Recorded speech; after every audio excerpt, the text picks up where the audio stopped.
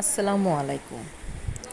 আজকে আপনাদেরকে প্যারাডক্সিক্যাল সাজিদের আরিফ আজাদের বইটার আরেকটা অংশ পড়ে শোনাচ্ছি। তাকদির বনাম স্বাধীন ইচ্ছা। স্রষ্টাকে এখানে বিতর্কিত। সাজিদের ব্যাগে মোটা একটা ডায়েরি থাকে সব সময়। ডায়েরিটা প্রাগৈতিহাসিক আমলের কোনো নিদর্শনের মতো। জায়গায় জায়গায় ছেঁড়া, ছেঁড়া জায়গায় কোনোটাতে সুতো দিয়ে সেলাই করা, কোনো জায়গায় আঠা দিয়ে প্রলেপ লাগানো, কোনো জায়গায় ট্যাপ লাগানো। এই ডায়েরিতে সে তার জীবনের নানা উল্লেখযোগ্য ঘটনাগুলো লিখে রাখে। বলে রাখি, সাজিদ ব্যক্তিগত ডায়েরিতে আমার এক্সের অনুমতিপ্রাপ্ত। এই ডায়েরির মাঝামাঝি কোনো এক জায়গায় সাজিদ আমার সাথে প্রথম সাক্ষাতের ঘটনাটিও লিখে রেখেছে। তার সাথে আমার প্রথম দেখা হয় টিএসসিতে। সে আমার সম্পর্কে লিখেছে, ভ্যাবলা টাইপের এক ছেলে সাথে সাক্ষাৎ হলো আজ। দেখলেই মনে হবে জগতের কঠিন বিষয়ের কোনো কিছুই সে বোঝে না। কথা বলার পরে বুঝলাম এই ছেলে অত্যন্ত বুদ্ধিমান, কিন্তু দেখতে হাবাগোবা। ছেলেটার নাম আরিফ। 5ই মার্চ 2009। এই ডায়েরিতে নানান বিখ্যাত ব্যক্তিদের কথাও লেখা আছে। একবার কানাডার টরন্টোতে সাজিদ তার বাবার সাথে একটি অফিসিয়াল ট্যুরে গিয়েছিল। সেখানে অনেক সেলিব্রিটির সাথে বিল গেটসও আমন্ত্রিত ছিলেন। বিল গেটস সেখানে 10 মিনিটের জন্য বক্তৃতা রেখেছিলেন। সেই ঘটনাটিও ডায়েরিতে লেখা আছে। Sylhet Shahjalal university of science and টেকনোলজির কম্পিউটার সায়েন্স ডিপার্টমেন্টের প্রফেসর ডক্টর জাফর ইকবালের সাথে সাজিদের একবার বইমেলায় দেখা হয়ে যায়। সেবারের বইমেলায় জাফর স্যারের বই একটুখানি বিজ্ঞানের দ্বিতীয় কিস্তি আরও একটুখানি বিজ্ঞান প্রকাশিত হয়।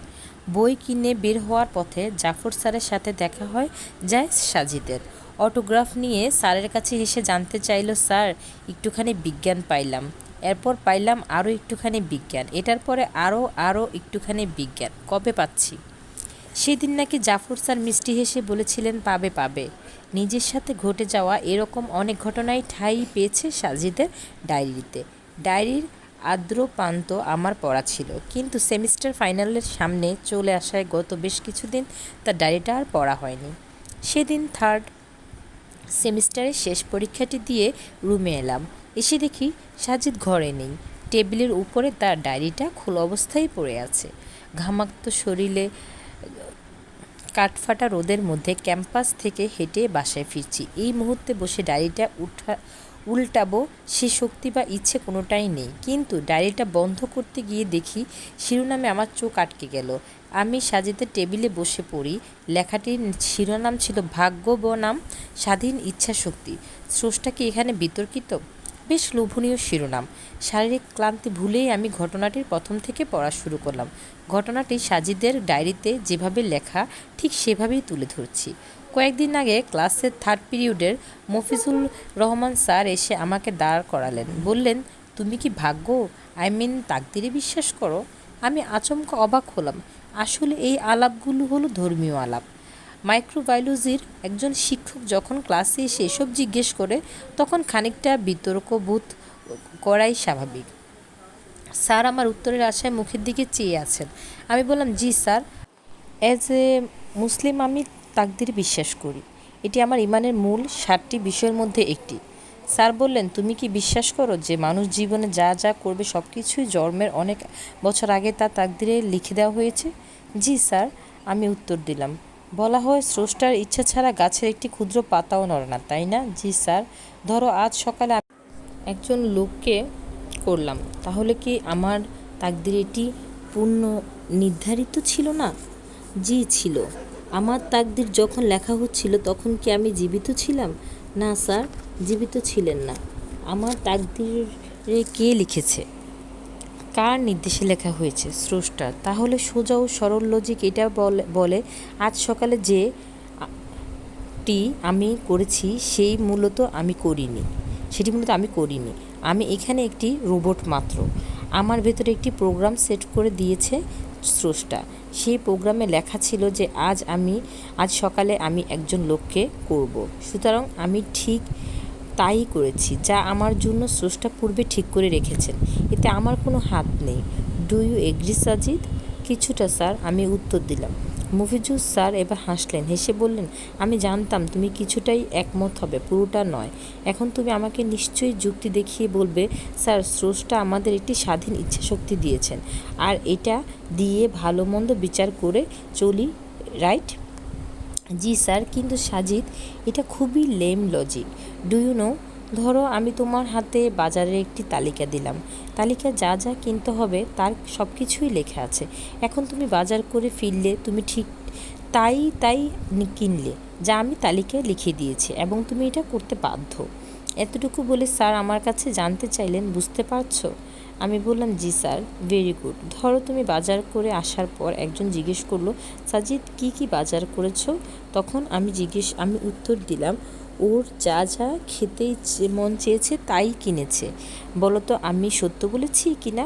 আমি বললাম, না, আপনি মিথ্যে বলেছেন। স্যার চিৎকার করে বলে উঠলেন, exactly, you have got the point my dear. আমি মিথ্যা বলছি? আমি তালিকাতেই বলে দিয়েছি তোমাকে কি কি কিনতে হবে, তুমি ঠিক তাই কিনেছো যা আমি কিনতে বলেছি। যা কিনেছো সব আমার পছন্দের জিনিস। এখন আমি যদি বলি ওর যা যা খেতে মন চেয়েছে সে তাই তাই কিনেছে, তাহলে এটা একটা ডাহা মিথ্যা কথা হবে, তাই না? জি স্যার। ঠিক, স্রষ্টাও এভাবে মিথ্যা বলছেন, 2 নম্বরই করছেন। তিনি অনেক আগে আমাদের তাকদির লিখে তা আমাদের গলায় ঝুলিয়ে দিয়েছেন, এখন আমরা সেটাই করি যা স্রষ্টা সেখানে লিখে রেখেছেন। And at the end of the day, এই কাজের জন্য কেউ জান্নাতে যাচ্ছে, কেউ জাহান্নামে। কিন্তু কেন? এখানে মানুষের তো কোনো হাত নেই, ম্যানুয়ালটা স্রষ্টার তৈরি, আমরা তো জাস্ট পারফর্মার। স্ক্রিপ্ট রাইটার তো স্রষ্টার জন্য আমাদের কাউকে জান্নাত কাউকে জাহান্নাম দিতে পারেন না। যুক্তি টাইট বলে, ঠিক? আমি চুপ করে রইলাম। পুরো ক্লাসে পিনপতন নীরবতা বিরাজ করছে তখন। স্যার বললেন, have you any proper logic on that typical question dear? আমি কিছুক্ষণ চুপ করে থাকলাম। স্যার মুচকি হাসলেন, সম্ভবত ভাবছেন উনি আমাকে এবার সত্যি সত্যি কুপোকাত করে দিলেন। বিজয়ীর হাসি। আমাকে যারা চেনে তারা সবাই জানে আমি কখনো কারো প্রশ্নের উত্তর দিতে সময় নেই না। আজকে যেহেতু তার ব্যতিক্রম ঘটলো, বন্ধুরা আমার দিকে ড্যাব ড্যাব চোখ করে তাকালো। যাদের চাহনি দেখে মনে হচ্ছিল এই সাজিদকে তারা চিনেই না, কোনোদিন দেখেই নি। ক্লাসে আমার বিরুদ্ধের মতের যারা আছে তাদের চেহারা তখন মুহূর্তেই উজ্জ্বল বর্ণ ধারণ করলো। তারা হয়তো মনে মনে ভাবতে লাগলো, মোল্লাজির দৌড় এই মসজিদ পর্যন্তই। আমি মুখ তুলে স্যারের দিকে তাকালাম, মুচকি হাসিটা স্যারের দিকে মুখে তখনও বিরাজমান। আমি বললাম, স্যার এই ক্লাসে কাজ সম্পর্কে আপনার কি অভিমত? স্যার ভেবাচাকা খেলেন। স্যার জিজ্ঞেস করলেন, কি? আর আমি বলছি কি? স্যার বললেন, বুঝলাম না। মানে আমাদের ক্লাসে কার মেধা কীরকম সে বিষয়ে আপনার ধারণা কেমন? ভালো ধারণা। ছাত্রদের সম্পর্কে একজন শিক্ষকেই তো সবচেয়ে ভালো জ্ঞান থাকে। আমি বললাম, স্যার আপনি বলুন তো এই ক্লাসে কারা কারা ফার্স্ট ক্লাস পাবে আর কারা কারা সেকেন্ড ক্লাস পাবে?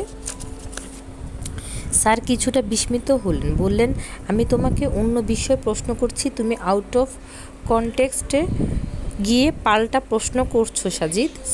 না স্যার, আমি কনটেক্সটেই আছি, আপনি উত্তর দিন। স্যার বললেন, এই ক্লাস থেকে রায়হান, মমতাজ, ফারহানা, সাজিদ, ওয়ারেস, ইফতি, সুমন, জাবেদ ও তুমি ফার্স্ট ক্লাস পাবে, আর বাকিরা সেকেন্ড ক্লাস পাবে।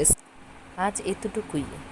বাকি প্যারাডক্সিক্যাল সাজিদ বাকিটুকু আবার আরেকটা ভিডিওতে আপনাদের সাথে বাকিটুকু অবশ্যই শেয়ার করব। আমার খুবই ইচ্ছা এই প্যারাডক্সিক্যাল সাজিদ বইটি আরিফ আজাদের এই পছন্দের বইগুলি সবার পছন্দের বই আমরা একসাথে ভিডিও দেখতে দেখতে শুনবো। আসসালামু আলাইকুম।